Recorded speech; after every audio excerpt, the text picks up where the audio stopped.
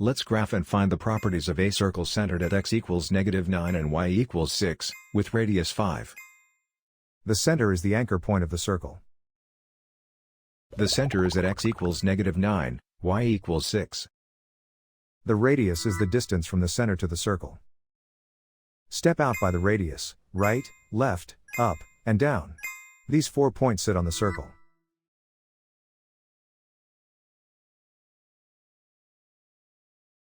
A circle equation uses center shifts on the left, radius squared on the right. Substitute the center values and the radius before simplifying the signs. Now simplify the center shifts. Subtracting a negative center coordinate becomes plus.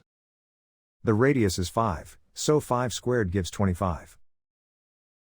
Now we derive the related properties from the radius.